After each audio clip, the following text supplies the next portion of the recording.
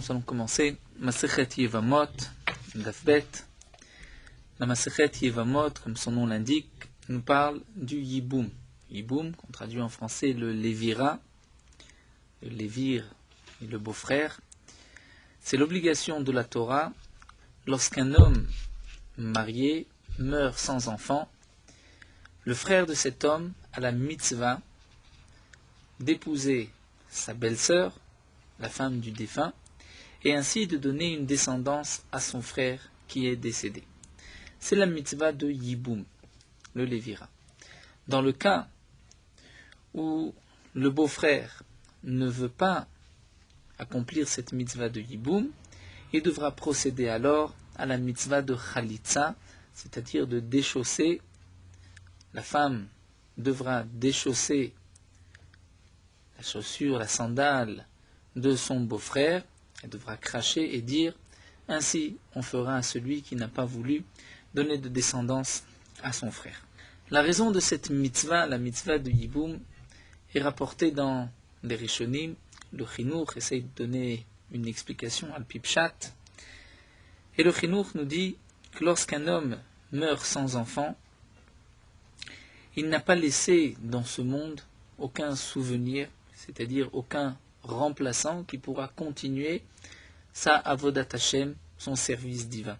C'est pour cela qu'Akadosh Baruch Hu demande à son frère d'épouser la femme du défunt et ainsi d'apporter une descendance à son frère, comme c'est marqué dans la Torah, de donner une descendance à son frère et ainsi qu'il y ait un souvenir, il y ait un remplaçant, une suite à la avodat Hashem de son frère. Plus encore, qu'il y ait dans le monde un zecher, un souvenir, un reste, une continuité même pour le corps de son frère. Et c'est donc ainsi que la Torah a ordonné au beau-frère, donc au frère du défunt, d'épouser sa femme et ainsi de donner une descendance, dire entre guillemets, à son frère. Dans le Zohar, c'est rapporté que l'âme du défunt va revenir dans l'enfant qui va naître de cette union, et ainsi c'est la continuité du défunt, du frère, qui continue de vivre à travers cet enfant. Nous avons aussi le principe de Bara Mezake Abba, nous dit le Chinour, c'est-à-dire que l'enfant peut donner du mérite à son père. Donc celui qui est mort sans laisser d'enfant n'a laissé personne, il n'a personne pour lui donner du mérite. C'est pour cela que sa femme va épouser le frère, et ainsi cette descendance, c'est comme une partie du frère, c'est-à-dire du défunt qui se trouve dans ce monde et qui va donner un mérite au niftar, au défunt, au frère décédé. Le Chinour nous dit que lorsque un enfant va naître de cette union du Yiboum, il est en partie, c'est-à-dire la suite du défunt, du frère. Donc il y a une partie du mérite pour celui qui est décédé, il y a aussi une partie du mérite pour le beau-frère, c'est-à-dire le frère vivant qui a épousé sa belle-sœur et qui a ainsi donné une descendance à son frère. Donc le mérite de cet enfant va être partagé entre son véritable père et aussi le frère de son père qui est décédé. Le Chinour nous explique que c'était là la raison de Onan, un des enfants de Yehuda qui n'a pas voulu prendre la femme de son frère. Dans le Passouk, c'est marqué que Onan Yada Kilo Lo Yehazara. C'est-à-dire Kilo Lo Yehazara. Ce n'est pas à lui que sera la descendance. Nous explique le Chinour.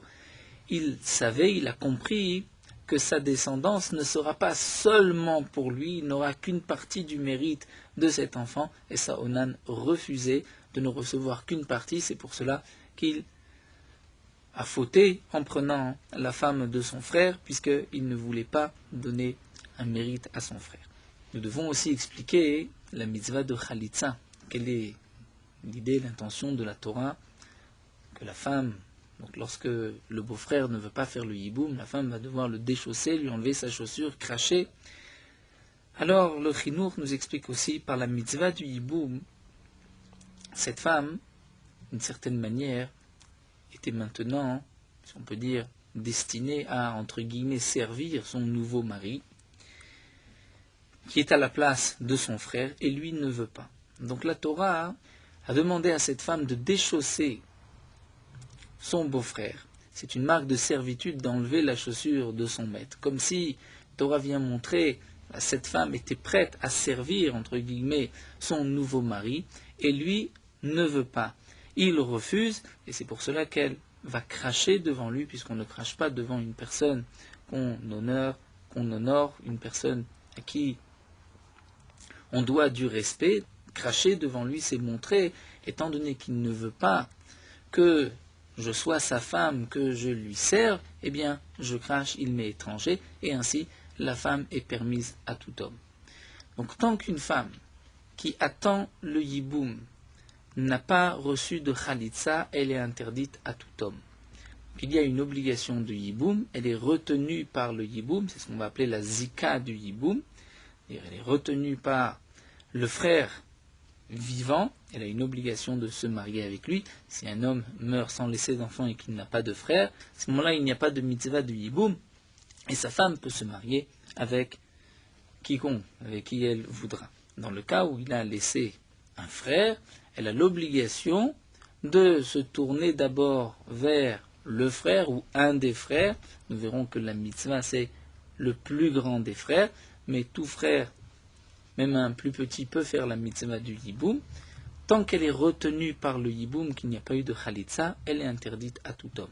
Une fois la khalitsa faite, elle est maintenant permise à tout homme. Les Rishonim se posent une question: comment se fait-il que notre Masechet soit la première du Seder Nashim? On commence par Yevamot. Et Yevamot, d'une certaine manière, c'est un pour Anout, c'est un malheur.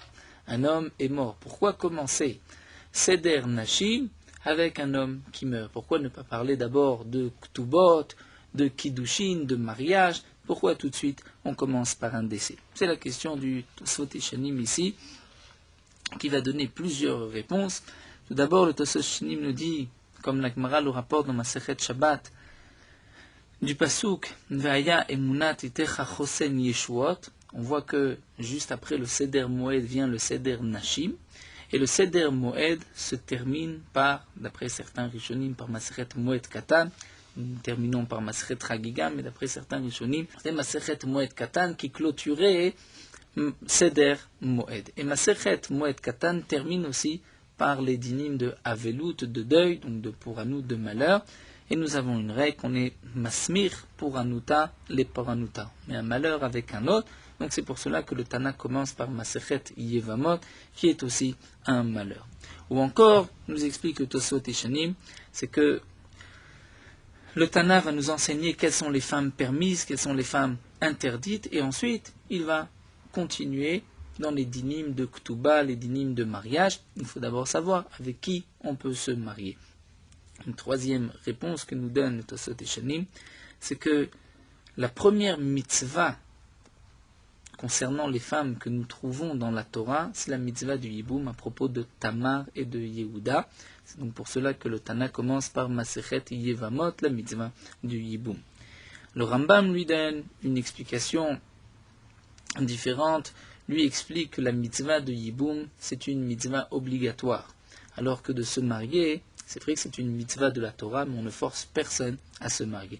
Donc il vaut mieux commencer les halachot de ce qu'on est obligé de faire avant de discuter de ce qui est une mitzvah, mais qu'on ne force pas l'homme à faire. Encore, on peut terminer par les paroles du Tosfot Yom Tov, qui nous dit que dans la mitzvah du Yiboum, il y a deux mitzvot. Il y a d'abord donner une descendance à son frère, et aussi la mitzvah de Piria Verivia. C'est pour cela que le Tana commence par cette mitzvah du Yiboum qui comporte en elle deux mitzvot, et donc il y a priorité sur un simple mariage. Donc nous allons commencer la première Mishnah. La Mishnah nous enseigne qu'il y a Chamesh Esre Nashim Potrot Tsaroteem Vetsarot Tsaroteem Min Achalitza Min Yiboum. Il y a 15 femmes qui vont dispenser même leur rival de Yiboum. C'est-à-dire, prenons un exemple, un homme est marié avec la fille de son frère. Donc on va donner des noms, Reuven, Shimon. Sûrement nous verrons que souvent les Chachamim, les Rishonim, la Gemara, on utilisait les noms des Shvatim, Reuven, Shimon, Lévi, Yehuda, mais Yaakov, ainsi que ses femmes Rachel et Léa. C'est souvent plus facile pour retenir tous les noms et le lien de parenté. Nous avons un exemple de deux frères, Réhouven et Shimon. Réhouven est marié avec la fille de Shimon, avec sa nièce. Elle ne lui est pas interdite. Réhouven est marié avec sa nièce, avec la fille de Shimon. Réhouven meurt sans laisser d'enfant. Réhouven avait deux femmes. Il avait d'abord la fille de Shimon et il avait aussi une autre femme. Il n'y a pas d'interdiction d'après la Torah pour un homme de se marier avec deux femmes. Aujourd'hui, en pratique, on ne se marie pas avec deux femmes, étant donné qu'il y a pour les Ashkenazim le Cherem de Rabbeinu Gershom, cette excommunication de Rabbeinu Gershom, l'interdiction de prendre deux femmes. Pour les Sfaradim, c'est un engagement du mari au moment du mariage dans l'Aktouba de ne pas prendre une autre femme. Mais s'il ne s'est pas engagé, il a le droit d'épouser une autre femme. Réhouven était marié avec deux femmes, dont une, la fille de son frère Shimon. Réhouven meurt sans laisser d'enfant. Normalement, Shimon doit épouser une des deux femmes. Le yiboum ne se fera pas avec toutes les femmes du défunt, une des femmes du défunt. Donc il devrait faire le yiboum avec une de ses belles-sœurs. Mais étant donné qu'une de ses belles-sœurs, c'est sa fille, et qu'il ne peut pas épouser sa fille, donc là, il est dispensé du yiboum, mais pas seulement sa fille est dispensée du yiboum, mais même sa rivale, la tsara, est aussi dispensée du yiboum, puisque la fille de Shimon ne peut pas se marier avec Shimon, eh bien, la rivale est aussi dispensée du yiboum de Khalitsa, et toutes les deux peuvent se marier avec n'importe qui. Donc dans ce cas-là, Réhouven s'est marié avec la fille de Shimon, il a une deuxième femme. Shimon ne pourra pas faire le yiboum ni avec sa fille, ni avec sa rivale. Dans le cas où Réhouven et Shimon ont un autre frère appelé Lévi. Étant donné que Lévi a lui la possibilité de faire yiboum avec une des deux femmes de Réhouven, ce n'est pas sa fille, ce n'est pas une proche parent, donc ce Lévi a le droit et a le devoir de faire yiboum, étant donné que pour lui, ces deux femmes lui sont étrangères, même si son frère Shimon ne peut pas faire le yiboum, bien dans ce cas-là, lui devra faire le yiboum. S'il n'y a que deux frères, Réhouven et Shimon, donc là, les deux femmes sont exemptées du yiboum. Mais s'il y a un troisième frère, Lévi devra faire le yiboum. Dans le cas où Lévi a pris comme femme pour le yiboum de son frère Réhouven qui est décédé, il a pris, c'est-à-dire la rivale, c'est-à-dire la deuxième, celle qui n'est pas la fille de son frère. Donc il a épousé la tsara, celle qu'on a appelée la rivale, et ensuite Lévi est aussi mort. Mais Lévi avait épousé cette tsara comme yiboum, mais il avait aussi une autre femme. Donc il a, ce Lévi, la tsara, la rivale de la fille de Shimon, et il a aussi une deuxième femme qui devient maintenant la rivale de la fille de Shimon. Maintenant, lorsque ces deux femmes se tournent vers Shimon, le frère qui est encore en vie, ces deux femmes lui sont étrangères. Aucune des deux n'est sa fille. Mais étant donné qu'une des deux était la rivale de sa fille et qu'elle était déjà dispensée du yiboum parce que Réhouven avait épousé la fille de Shimon, eh bien, la fille de Shimon a dispensé pas seulement sa rivale du yiboum, mais même la rivale de sa rivale, si Lévi a épousé donc la rivale et qu'il a une deuxième femme, donc toutes ces femmes sont maintenant dispensées du yiboum vis-à-vis de Shimon. Et nous dit la Mishnah, Atsof Haolam. On peut continuer ainsi, la rivale de la rivale de la rivale, dans tous les cas, elles sont exemptées, puisque au début, le premier défunt avait parmi ces femmes une femme interdite à son frère. Ça c'est le din que nous allons découvrir et que nous allons voir dans la Mishnah. Chamesh Esrei Nashim, la Mishnah nous dit il y a 15 femmes, Potrot Tsarotem, qui vont dispenser leur rival. Donc il est évident que ces 15 femmes, si Réhouven est marié qu'avec une seule femme, et cette femme-là fait partie des 15 qui est interdite à son frère Shimon. il est évident que Shimon ne pourra pas faire de Yiboum. Le chidouche de la Mishnah, c'est que même la deuxième femme de Réhouven, qui elle n'est pas une proche parente de Shimon, sera exemptée aussi du Yiboum et de Khalitza, étant donné que c'est la rivale d'une de ces 15 femmes. Donc les Chamesh Esrei Nashim Potrot Tsarotem vont dispenser le rival, Vetsarot Tsarotem et le rival des rivales. Donc dans le cas où une des deux ensuite s'est mariée avec Lévi, le troisième frère, et qu'ensuite Lévi est mort sans laisser d'enfants, et qu'elles sont donc la rivale et la rivale de la rivale se trouvent maintenant devant Shimon, elles sont dispensées mina chalitza, de la chalitza et du yiboum, ad sof haolam, jusqu'à la fin du monde. C'est-à-dire on peut continuer ainsi s'il y a beaucoup de frères, bien sûr du même père, puisque le yiboum c'est toujours en fonction du père comme nous le verrons. Ve'elouen, et voici ces 15 femmes. Donc là nous avons d'abord 3 groupes. Bito, sa fille, Ubat Bito, donc sa petite fille, c'est la fille de sa fille, Ubat Beno est la fille de son fils. Batishto, nous avons la fille de sa femme, Ubat Bena, la fille de son fils, de son fils à sa femme, Ubat Bita est la fille de sa femme. La Mishnah ici nous parle de sa fille et de la fille de sa femme. Sa fille est aussi la fille de sa femme. Nous verrons par la suite, c'est ce que Rashi déjà nous rapporte ici. Un homme peut épouser une femme et avoir des enfants, c'est ce qu'on va appeler Bat Ishto. C'est la fille de sa femme. C'est aussi Bito, mais elle va être appelée Bat Ishto. Mais il peut y avoir une fille qui est sa fille, mais qui n'est pas la fille de sa femme. Lorsqu'un homme a violé une femme, par exemple, de cette union, il a eu une fille, c'est sa fille, mais ce n'est pas la fille de sa femme, puisque cette femme n'est pas sa femme, il ne l'a pas épousée, ce n'est pas Ishto. Et dans la Torah, nous verrons que, une fois la Torah nous enseigne, comme le rapporte ici Rashi, Isha ou Bita, l'interdiction d'épouser une femme et sa fille. Donc Isha c'est seulement lorsqu'il a épousé cette femme, et non pas lorsqu'il a violé une femme et qu'il a eu une fille. Donc Rashi nous explique le premier din, Bito, ou Bad Bito, ou Bad Beno, c'est-à-dire sa fille, qui n'est pas la fille de sa femme, il a violé une femme, il a eu une fille. Cette fille lui est interdite, pourquoi?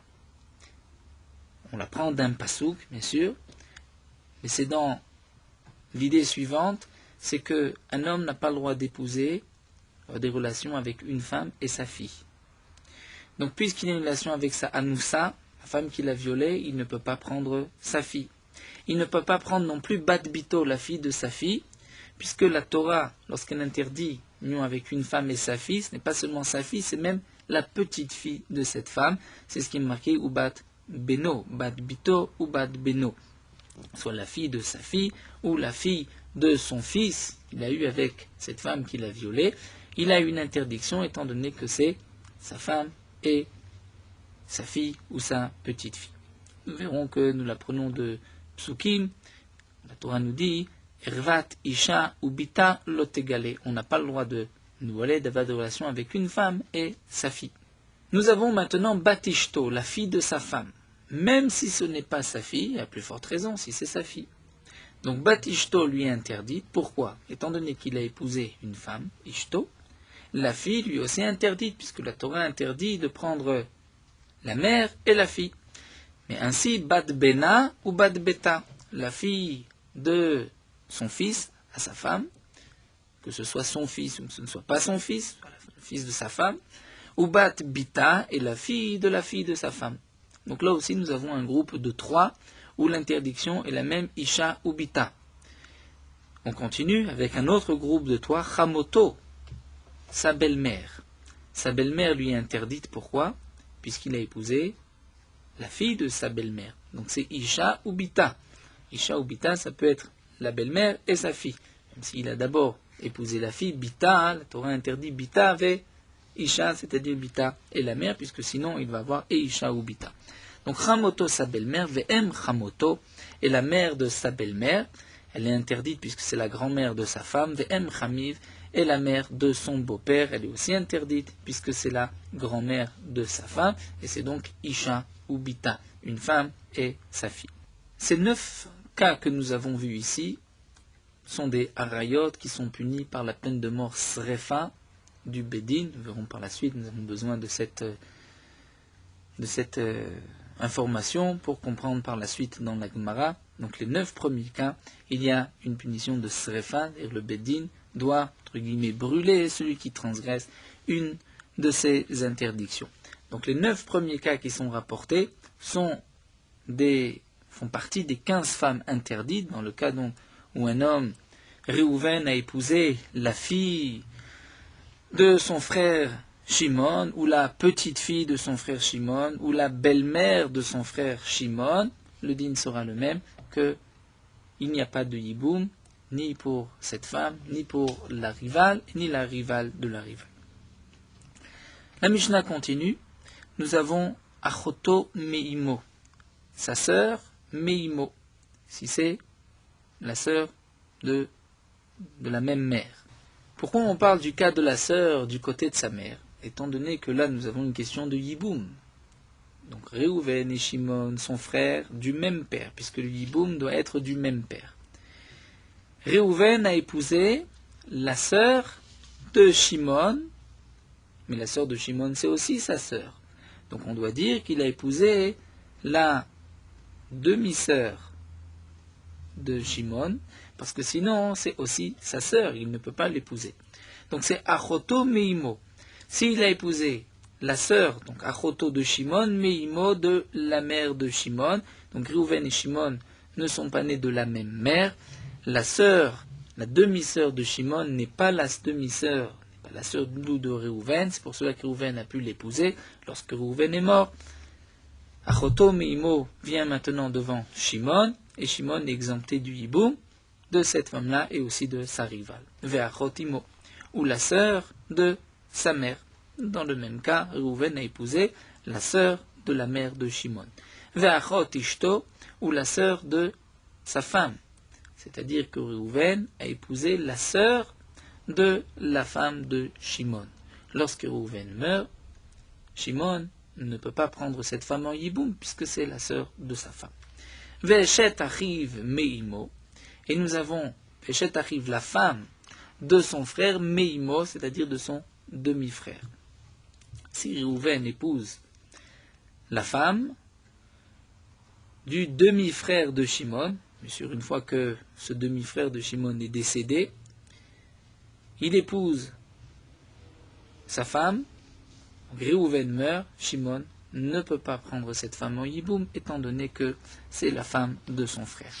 Et nous avons encore Eshet Achiv Shelo Haya Beolamo, c'est-à-dire la sœur de son frère Shelo Haya Beolamo, qui n'était pas Beolamo dans ce monde. C'est-à-dire, nous explique Rashi, le din de yiboum ne s'applique que pour 2 frères, comme c'est marqué dans la Torah, qui Yashvu Achim Yarda, et Réhouven et Shimon étaient tous les deux nés. Donc Réhouven, c'est évident, il a épousé une femme, Léa. Lorsque Réhouven meurt, Shimon doit prendre la femme de son frère. Mais dans le cas où Réhouven a épousé une femme, il est mort, et ce n'est qu'ensuite que Shimon est né. Bien, Shimon a l'interdiction de faire le yiboum ou de prendre la femme de son frère parce qu'elle est appelée Eshet Achiv Shelo Haya Beolamo. C'est la femme de son frère Shelo Haya Beolamo qui n'était pas dans son même monde puisqu'il est né après. Donc dans ce cas-là, on va reprendre le cas de Rashi. Réhouven est mort sans enfant. Réhouven a eu un frère. Après sa mort, il est appelé Lévi.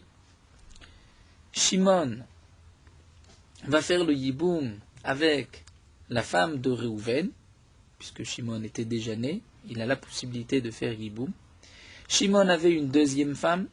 Shimon meurt lui aussi sans laisser d'enfant, et il y a maintenant ces 2 femmes qui se présentent à Lévi. Lévi a l'interdiction d'épouser la première qui était la femme de Réhouven, puisqu'elle était la femme de Réhouven avant que lui-même soit né. C'est donc Eshet Achiv Shelo Haya Beolamo. Donc ce Lévi ne pourra pas faire le Yiboum avec la femme de Réhouven, qui était, c'est vrai maintenant aussi la femme de Shimon, et il est aussi dispensé de faire le Yiboum avec la rivale, c'est-à-dire la deuxième femme de Shimon. Et le dernier cas, la 15e, c'est Kalato, sa belle-fille. Donc si Réhouven a épousé la belle-fille de Shimon, après la mort du gendre de Shimon, et qu'ensuite Réhouven est mort sans laisser d'enfant, Shimon ne pourra pas faire le Yiboum avec son ex-belle-fille. Areilou, donc nous dit la Mishnah, c'est 15 femmes, potrot, tsaroteem, vetsarot, tsaroteem, min achalitza, min hayiboum, atsof haolam. Ces 15 femmes vont dispenser les rivales et les rivales des rivales de la Khalitza, du Yiboum, atsof haolam, jusqu'à la fin des générations. Ici la Mishnah se répète, c'est ce que la Gemara nous expliquera. Pourquoi la Mishnah répète encore une fois, Areilou, potrot, nous l'avons déjà vu plus haut. Vekulam, et dans tous les cas, im metu, si ils sont morts, c'est-à-dire, prenons un exemple, lorsque Réhouven était marié avec la fille de Shimon, Réhouven avait une deuxième femme. La fille de Shimon est morte du vivant de Réhouven. Ensuite, Réhouven est mort sans enfant, donc la femme de Réhouven se retrouve maintenant devant Shimon. Shimon pourra faire le Yiboum, étant donné que sa fille est morte avant la mort de son frère. Ou bien encore au mianou, s'il y a eu un mioun. Nous connaissons le din du mioun, dire qu'une femme ne peut pas se marier jusqu'à l'âge de 12 ans.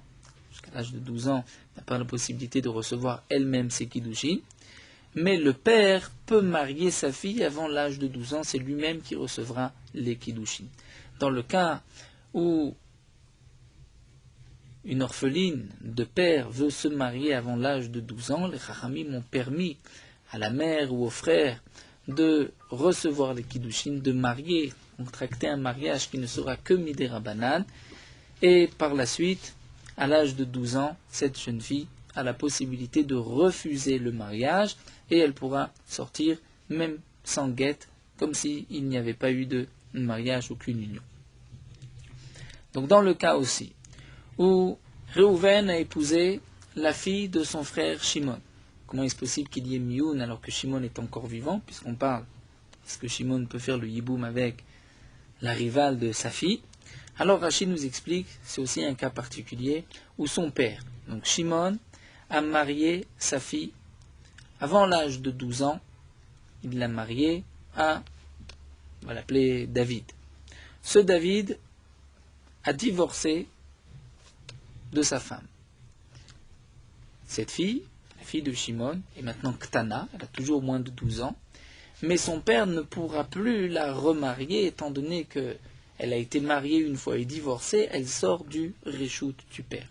Elle pourra se marier maintenant avec, par exemple, Réhouven, le frère de Shimon, mais elle a la possibilité, à l'âge de 12 ans, de refuser le mariage. Donc même si le père est vivant, mais comme elle est sortie du domaine du Réchout de son père, elle pourra se marier et ensuite refuser le mariage.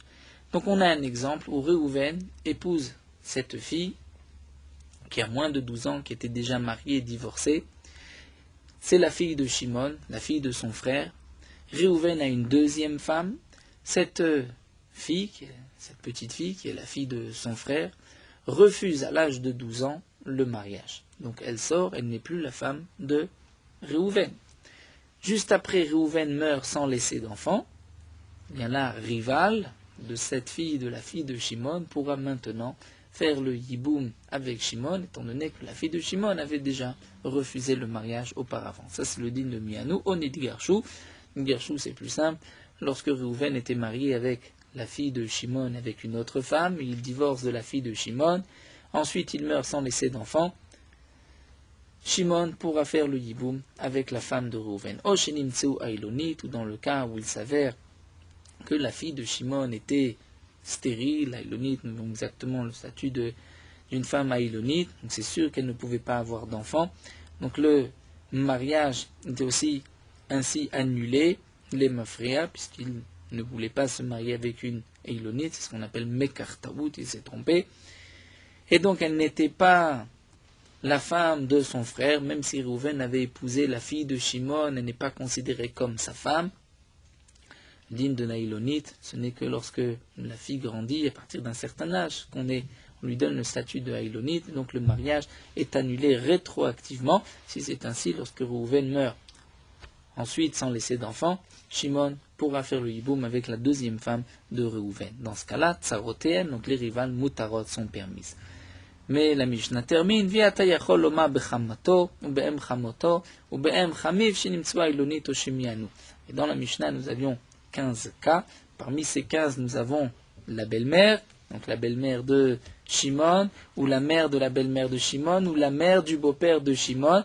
Et dans ces 3 cas, on ne pourra pas dire shinimtsua ilonit, qui s'avère qu'elle était aïlonite, puisqu'elle a eu un enfant, puisque c'était la belle-mère de Shimon. Au Shemianu, ce n'est pas possible non plus, puisqu'elle avait plus de 12 ans. Dans la Mishnah va s'expliquer, et la Mishnah va nous donner le cas concret, comment la fille de Shimon va rendre patour Shimon du hiboum avec la rivale. Ketzad poterot tsarote. Comment ces 15 femmes vont dispenser du hiboum les rivales. Haïta bito, dans le cas où sa fille, donc on va garder les mêmes noms, la fille de Shimon, Oachat mikol arayot ha'ilu, ou une de toutes ces arayot de ces 15 femmes, qui étaient considérées comme arayot, un inceste vis-à-vis de Shimon, Neswot l'arrive, une de ces 15 femmes, sont mariées avec le frère de Shimon, avec Réhouven, et pour lui, aucune de ces 15 femmes ne lui sont interdites. Donc dans les cas que nous avons expliqués, où elle n'est interdite que pour Shimon et pas pour Réhouven. Velo isha acheret, et Réhouven a aussi une autre femme. Oumet, Réhouven meurt. Keshem shebito ptura, de la même manière que Shimon ne peut pas faire le yiboum avec sa fille, ou avec une de ses 15 femmes, eh bien, car Tsarata, la rivale, la deuxième femme de Réhouven, ptura est dispensée du yiboum. Alcha Tsarat bito veniset l'achiv, dans le cas où il y a un troisième frère. Et le troisième frère, lui, n'a aucun lien de parenté avec aucune des femmes de Réhouven. Dans ce cas-là, le troisième frère devra faire yiboum avec une des femmes de Réhouven. Il n'a pas pris la fille de Shimon, il a pris la rivale.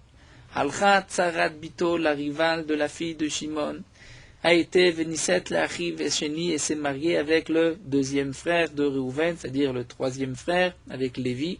Velo Isha Acheret, Lévi avait aussi une autre femme. Oumet, Lévi est mort.